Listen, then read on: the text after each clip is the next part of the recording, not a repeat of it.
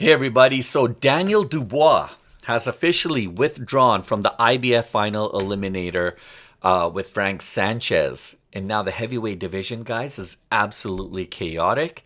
It's on the edge, guys. And in today's episode, I'm going to talk about what this move actually really means for Daniel Dubois and why Queensberry thinks that the IBF path is low value and how this actually shakes up the future fights with, like, say, guys like Alexander Usyk, Wardley, Hrgovic, Chisora, and much, much more, guys. Many, many other fighters, right? So we also dive into Fabio Wardley's rise to the WBO world champion, his next big fight in early 2026, and that matchmaking drama with Moses Itauma, AJ, Fury, and the entire heavyweight landscape, guys, and what this actually means. So if you guys love the world of combat sports, UFC, MMA, boxing, WWE breakdowns, you're definitely in the right place.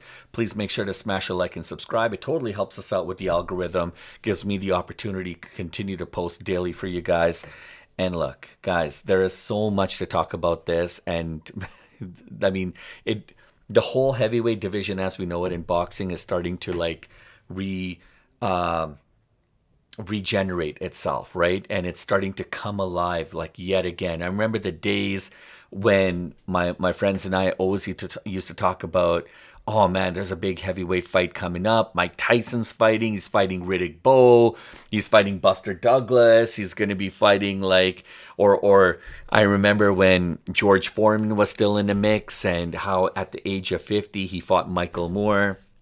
You know, Hasim Rahman, how I remember that day. I remember that day where he knocked out Lennox Lewis to get the World Heavyweight Championship crown. I mean, guys, there's so many amazing stories. And look, I used to watch a lot of boxing, right? It wasn't just, watching guys like Tyson and stuff. I used to watch a lot of, I remember Larry Holmes, watching Sugar Ray Leonard and, Marvin Hagler and, Hearns. It goes on and on and on, right? Prince Nassim Hamed. There was something glorious about that time. And, Arturo Gatti, so many unbelievable fighters, guys. And now the heavyweight division is really starting to come alive again. Daniel Dubois is such an incredible talent, such an incredible fighter. He's got so many tools under his belt. Yeah, unfortunately, it didn't go well for him when he fought against Usyk in his last fight. But he's young, he's hungry, he's motivated, and he's made a few tweaks in his camp as well too. So Daniel Dubois is going to be back, and he's going to be back stronger than ever. So it's going to be really interesting. So, guys, I was completely shocked. I was interested, to see what was going on here when I heard that Daniel Dubois pulled out of the IBF Final Eliminator Challenge with Frank Sanchez. Trust me, guys, that ripple effect was like, what's going on here?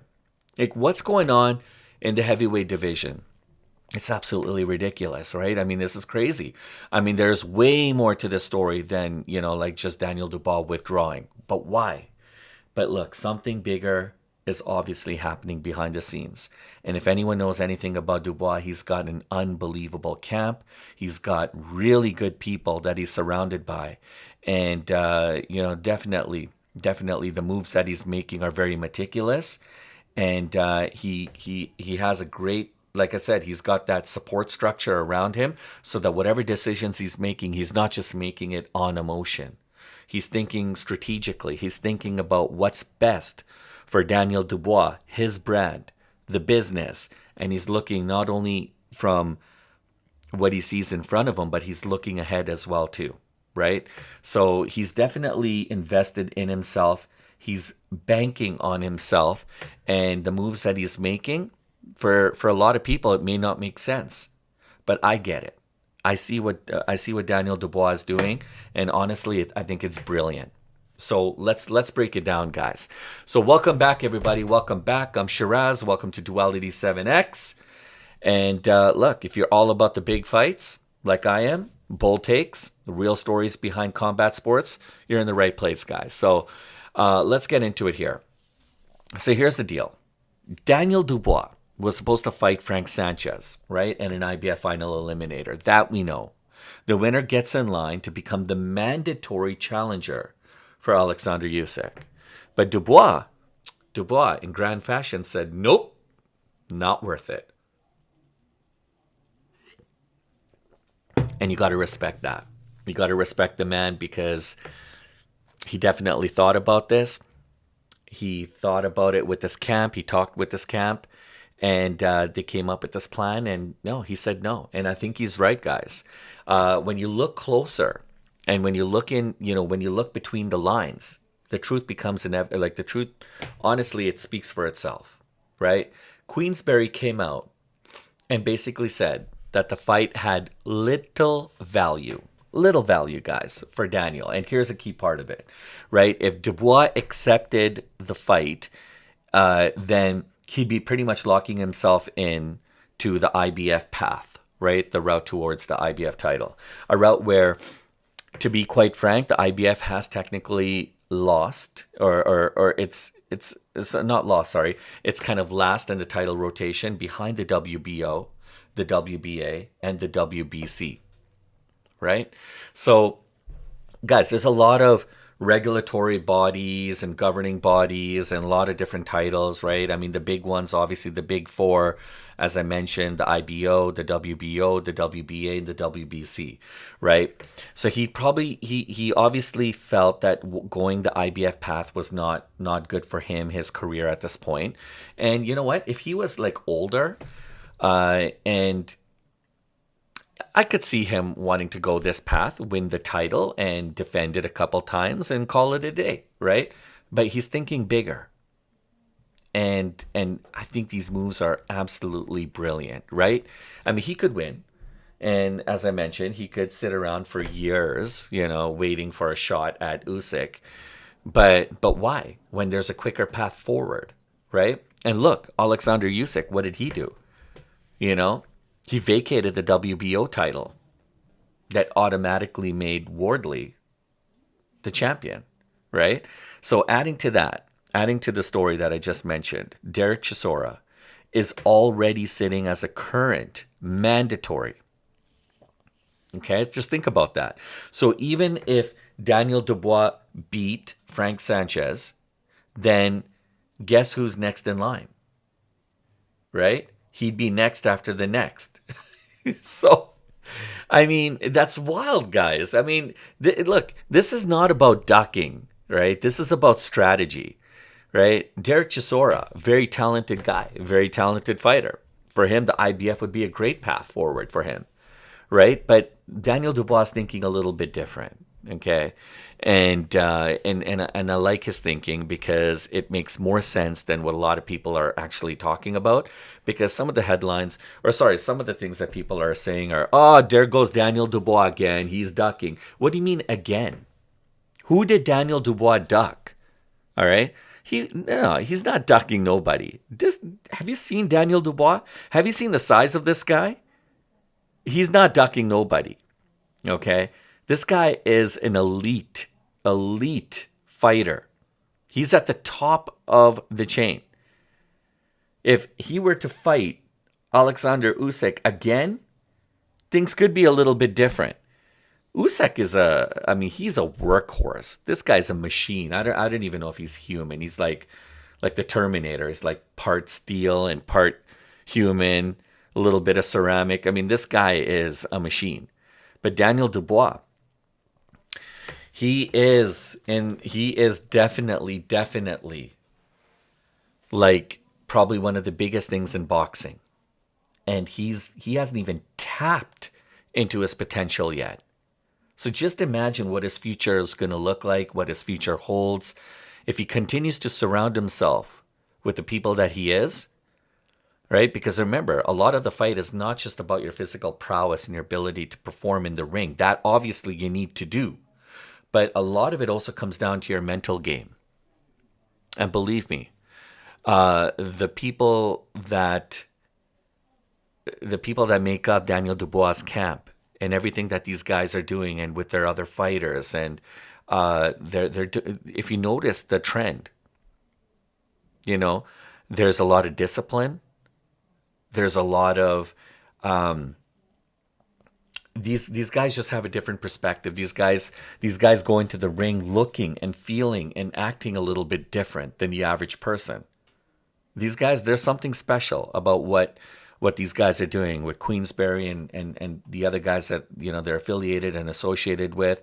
And then you look at guys like Rizwan and what he's doing, and guys. And then there's look at some of these other fighters, the up and comers, right? Like Hamza Shiraz and all some of these other guys, absolutely incredible. And you see this pattern between these fighters, and there's something special about these guys. And I think here in North America, we really need to look into that a little bit more, and we need to see what it is that the UK fighters are doing differently than what we are, because these guys are just cleaning up house, guys, and they're winning title after title. It's absolutely incredible, right? So, look, he's not ducking nobody. I don't see that. And I mean, Daniel Dubois is Daniel Dubois. When he it's not a matter of if, sorry, when he fights again, and he will, and if he loses, then yeah, he's going to have to do some soul searching. He's going to have to rethink things a little bit. He's going to maybe have to take some time off and start working on himself. But Daniel Dubois was very visibly upset with his performance against Usyk. And I think he had a good conversation with his camp, with the people that surround him. I think he had a good conversation with his family.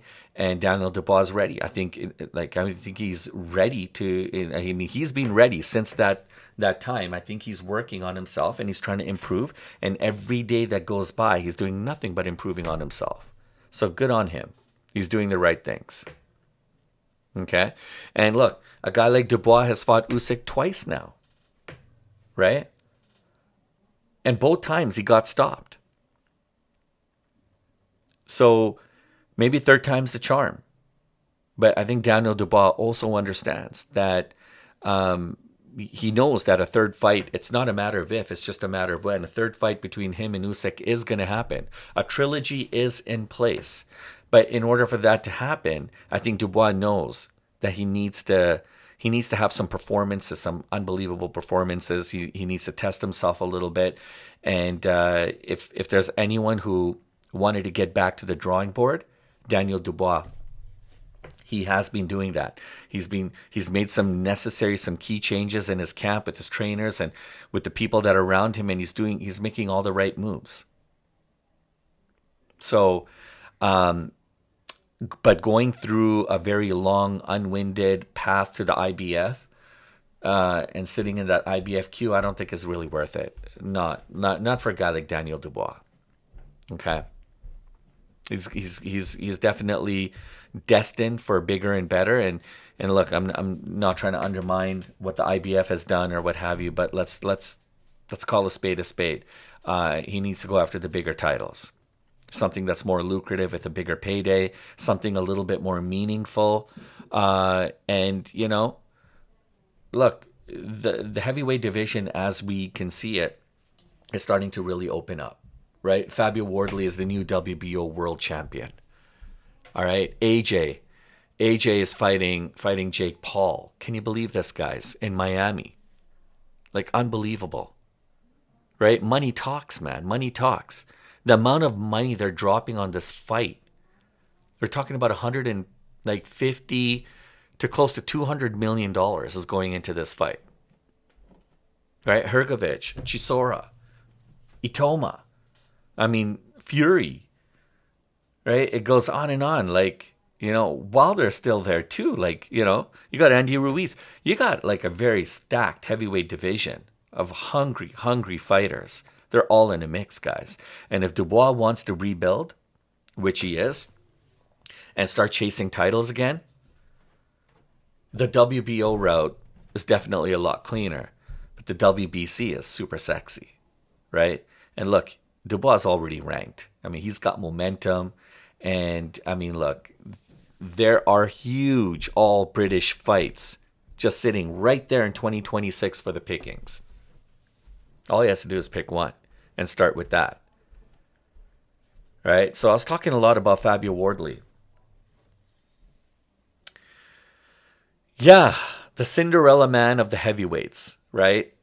Like, this guy is no pushover either. He's hungry, man. He is hungry. And he just got gifted the WBO title because Usyk vacated it. And right now, Fabio Wardley, his world is changing day by day because, you know, all of a sudden, he became the WBO champion. And now he's right in the thick of all of this. This guy went from white collar boxing to WBO world champion with no amateur career. Okay, this is like straight out of like a boxing movie plot, if you want to say. Right? He stopped Joseph Parker. Right? And did you see that fight between him and Parker? What a grueling back and forth, back and forth. I mean, it went right down to the tail end, guys, right down to the wire. Wow. What an unbelievable match. And after all that, after winning, he had his eyes locked in on Usyk. And he's like, okay, look, this is my opportunity now. I won this. I'm going to take on Usyk for the championship. But then Usyk vacated the title just last week. Because Usyk's got plans as well, too. And by him vacating the title, that automatically, imagine sitting at home and getting the call from your camp. The congratulations, you're the new WBO World Heavyweight Champion. You just got gifted the title. But with that title comes a lot of responsibilities. Okay? Now there's going to be a lot of people calling his name. And he's got to step up to the plate. So who are his options? Okay? So, like, he's got to defend the title. And he's not going to defend it from now till the end of the year. 2025 is almost in the books, guys. And the next big fight is AJ versus Jake Paul. And guys, if you guys are laughing at that, don't. Because Jake Paul's in the mix right now. He's been given the golden ticket. The golden ticket. And what's a golden ticket? The opportunity to take on a ranked, bona fide, elite boxing champion. Just imagine. If he pulls off the upset, it'll be the mother of all upsets. If Jake Paul beats AJ, then you have to start thinking about, and remember, this is not an exhibition fight. The fight that Jake was supposed to have against Gervonta Tank Davis, that was an exhibition fight. That fight was supposed to happen on November 14th. And when that fight kind of went down the drain and got canceled, and then people are like, man, nothing's going on. There was talks about Andre Ward potentially coming in. I did a video on that. Ryan Garcia, I did a video on that. I even did a video on a whole bunch of other people, like, because Jake Paul sat down with ESPN and he gave us 8-man hit list or 8-man list of fighters that he'd like to fight. And something magical happened. And believe, you know what? He reached out to AJ and Eddie Hearn and him. They had a conversation, and there was an offer that was too good to be true, and they took it. And you know what's crazy, guys? Apparently Terrence Bud Crawford had an offer from MVP Promotions, from Jake Paul's camp. And apparently Terrence accepted. Can you imagine? Terrence Crawford accepted a fight with Jake Paul. I mean, this is unofficial news, but this is what I'm hearing. But for, I don't know, something, whatever, it didn't go down. Maybe the money, or maybe Jake just realized this just wasn't going to be a good opportunity for him. But AJ acknowledged, AJ accepted. Holy crap, guys. Jake Paul had a 70-pound weight advantage over Gervonta Davis. And now the tables are turned. AJ's got at least a 40-pound, 35, 40-pound easy weight advantage over Jake Paul. And Jake Paul, honestly, is a natural cruiserweight. Okay, for him to fight at 195 pounds, 200 pounds, I think is his ideal weight. I think he came in about 220, 223, 224 against Mike Tyson.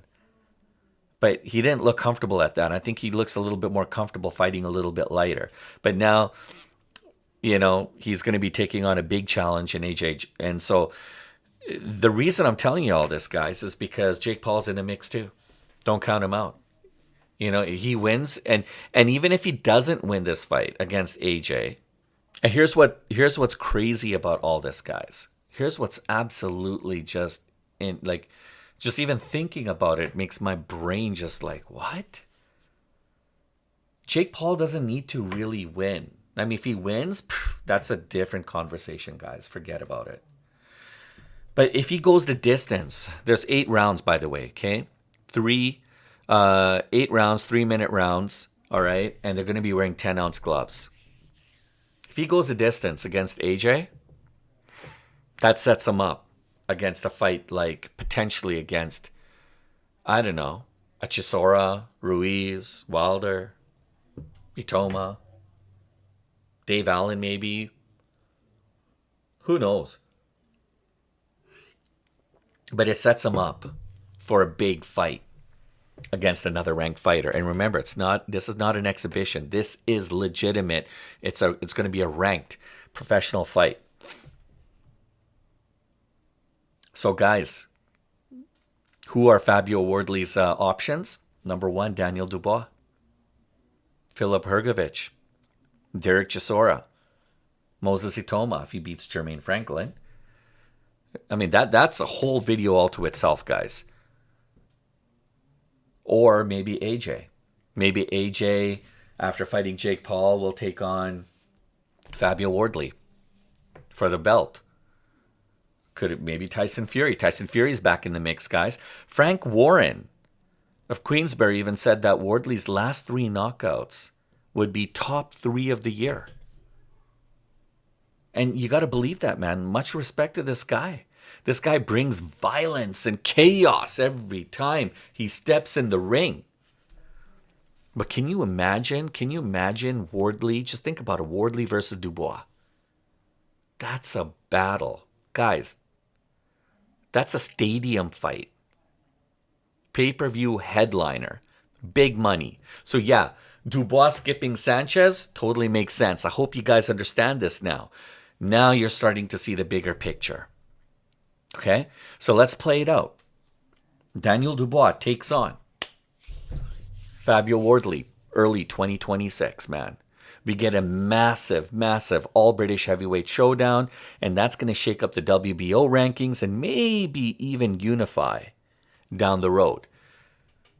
Now, if Dubois were to take the IBF path, he would have ended up maybe stuck in a queue behind Derek Chisora, maybe waiting for Usyk, and there's talks. There's I'm not going to say rumors, but there's a lot of discussions about the possibility of Usyk maybe retiring. I think maybe Usyk wants to maybe start mentoring some of the younger fighters, maybe start training them. Kind of pulling a Khabib. Leaving on top. All right. And so if that happens, he might even move to other belts, before that mandatory even arrives. I mean, who knows? But I think there's going to be a big shakeup in the heavyweight division like real soon. And it's already starting to happen right now, guys. So if AJ gets past Jake Paul, he's going to want Wardley. And then boxing gets one of the biggest British fighters in years. And Dubois still has the WBO top contender spot sitting right there, guys. Right? So, and what if Moses Itauma becomes mandatory? What if he becomes the mandatory? Right? Now, Wardley and Itauma share the same trainer. Remember this, guys. So that matchup is going to be a nightmare to make. That trainer, they don't want that fight. They don't. So realistically, I think Daniel Dubois is the most legitimate, realistic option here. All right? The heavyweight landscape is shifting fast. And honestly, guys, Dubois is stepping out of the IBF, path. I hope everyone realizes makes the most sense right now. The most sense that he's made. So don't say Daniel Dubois is ducking. He's not ducking no one. He didn't back out. He made a strategic move, and honestly, it puts him in a much, much better spot in 2026. The IBF route for Daniel Dubois doesn't make sense. It had no upside, guys. And I'll go as far as to reiterate what Frank Warren of Queensberry said. It has little value. Not little value as the title, but little value for what Daniel Dubois is trying to achieve. It doesn't have any value. Like, it just doesn't make sense for Daniel Dubois to take that path. Right? He made a strategic move. He's been making a lot of moves, a lot of important things and changes to his camp, to himself. Those 2 losses to Usyk really, really hit home for him. And now he's put himself in a very, very interesting position for 2026. The WBO route has some big fights. And what happens when you have big fights? Big fights equate to big paydays, big money, real title potential. Wardley defending his belt in early 2026 is going to happen. And that could be the perfect moment for Daniel Dubois to jump right back into the world title picture. Think about it, guys. So, who do you want to see Fabio Wardley fight next? I dropped a bunch of names. Hrgovic, Chisora, Dubois, AJ. Who do you guys want? Who do you guys think? Drop your picks. Drop your picks in the comments, guys. And if you enjoyed this breakdown, please smash the like and subscribe. Join us here on Duality 7X for more fight talk. Hit the bell notification so you guys never miss a beat. And guys, I can't wait to read your comments. There's going to be more news to follow. Super excited about the heavyweight division. I can't wait. Catch you guys on the next one.